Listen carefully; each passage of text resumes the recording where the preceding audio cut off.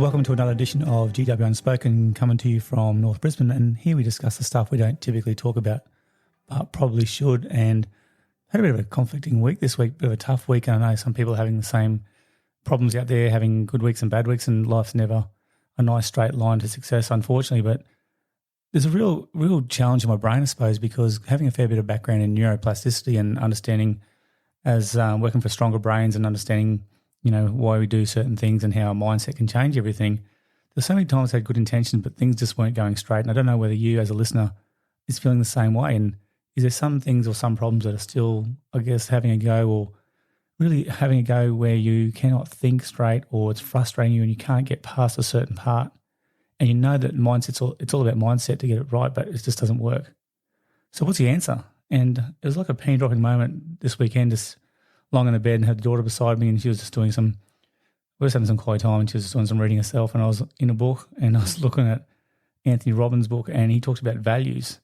And he talked about how values are areas of importance to you. It's something that you really hold dear to you. And I think that was a penny dropping moment by me going, I get values are so important and it shapes who we are in our mindset, but we can't just have a positive mindset without having our strong values. And he talked about things such as a means versus ends value. So means is more like a process, and ends is like a really deep emotion, desire, like I want to have love with my family, for example. A means might be I don't want to procrastinate. But what he talked about was the process or the end value is you're always moving towards values that are either pleasurable state, or you're moving away from values that cause you pain. And he said that the pain we associate with certain emotions will affect all of our decisions. And I think that's a really big one too. How's this for an idea? When you go to work, or if you're on the way to school, if you're a student, or if you're a corporate about to go to work, employees, and you're listening to this podcast, think about all of the values that you have right now and list them. Top 5 or top 10. What are your top values? What are the things that you actually want? What are the areas of importance to you that really hold dear to your heart? What are those top 5 or 10 values? And while you're thinking about that, think about the top 5 or 10 values that you don't want to have that is affecting your life. So for me, it could be, for example, impatience. That could be one of my biggest values. That's a negative thing that's holding back, that causes me pain. What are your top 5 or 10 positives? What are your top 5 or 10 negatives? Because if your top positive is in conflict with your top negative, there's no way you're going to get ahead. So, for example, Robin said things like, let's say success is your top value. That's what you want. You want success. But your top negative value is rejection. Well, there's going to be a conflict in values. You're going to have a very painful, or I guess not a very successful life, because if you're always worried about rejection, you're probably not going to get success. And I think that's where a lot of our adults are at this stage, and even our teens trying to make decisions of their future, because they think about what are their positives and what are their negatives, and are the top ones or the top 3 in conflict with each other? I guess too with the neuro, we've got to understand that our brain's are always weighing up options of either positive or negative. Our brain always seeks pleasure, but our brain also tries to avoid pain. And here's a scary thing. The pain is stronger. It's always the thing that has us make decisions, is the moving away from pain. I'll give you an example. I knew a couple of contestants who went on Biggest Loser. The Biggest Loser was a show which I didn't watch, but I knew a couple of twins who went on it from schools I taught before, legendary guys. If they're out there, they know who I'm talking about. Listeners, if you know these guys, you know who I'm talking about. But they always talked about how the body can do more than the brain says. And the brain was always saying, hey, stop, that's enough. It's hurting too much. The pain is too bad. You need to stop now. And they got taught that their bodies could actually do more than what their brains were saying. Another example was I had a couple of really close footy mates, still do. One was from out west when I was teaching, and one was locally at Nambour when I was playing there. And I noticed that for both these guys, like probably 2 or 3 years apart, when I was playing footy with them, both front rowers, believe it or not, but they were big boys. Being front row, I suppose that makes sense, but they were overweight.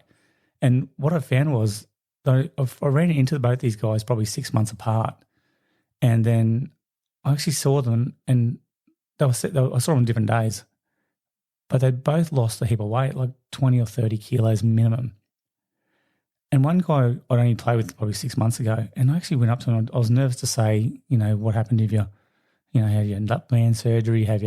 If you got an illness? I was really nervous to actually ask the questions, and I didn't want to make it all about physical appearance. So we're talking for a while, and eventually I said, look, I can't stop. I have to ask you this question. What's happened, mate? Like, you've lost so much weight. What's going on? And the difference was they made a decision because of the pain that they associated with their emotion of being overweight and always telling themselves that they're going to do something about it. They eventually got to the sticking point of saying, that's it, I'm taking back the line. I've had enough. I need to lose weight because I'm sick of saying I'm going to do it. And that negativity of being overweight drove them to change the decision to actually do things about it. The other guy did the same thing. He said he gave up chocolate milk and started skipping for 20 minutes in the garage every second day.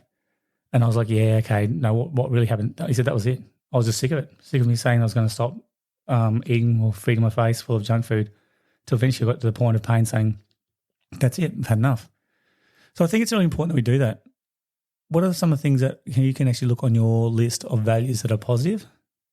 And what are the ones that are negative? What are the things that's going to drive you to change and therefore have success? One way is to gain awareness of what your current value sets are and understand what you do. And then think about the emotion that lies behind that. And the other thing you can start doing now is making a conscious decision about how you want to live. And you can actually shape the quality of your life now by changing those values. If your job is driving you to success, can you have that as one of your top 5 values? Or is quality time one of the ones you can have? And part of your job is one of the strategies to get there. I think another area you can look at is masculinity. And I had a couple of guys in talking about masculinity and what is masculinity these days. And it's a very tough topic, and you ask people about that and it's confusing because our roles in society have changed a fair bit. I know that there's a fair few alpha males I know who say, well, look, I'm basically saying people saying I'm aggressive, I'm violent, or my tones, is confronting. And there's some people who don't fit that mold, think they're not masculine, which is completely not true.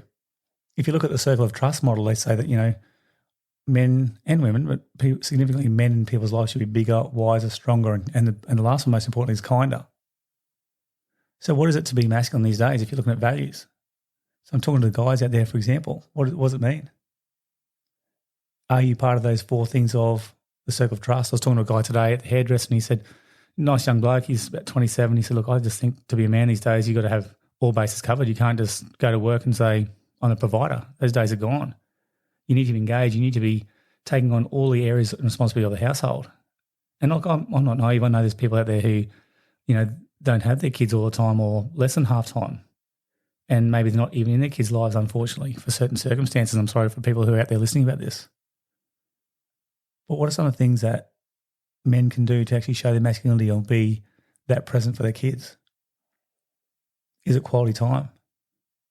Is it being firm, fair and consistent but also fun? Is it important to be a role model? Is it still important to be a really strong provider? Have a strong work ethic? What are the time implications? Do you have time for your kids? What is valued in your family circle? What will the kids remember about you? And whether you've got kids or don't have kids or there's people living in your household, I strongly suggest another idea, and this is the idea. When you sit down for dinner, make a point of call to sit down all together one night, and as you're about to talk about the day and say what was challenging for the day and what was really exciting or interesting about the day, have an open discussion, talk about what your family stands for.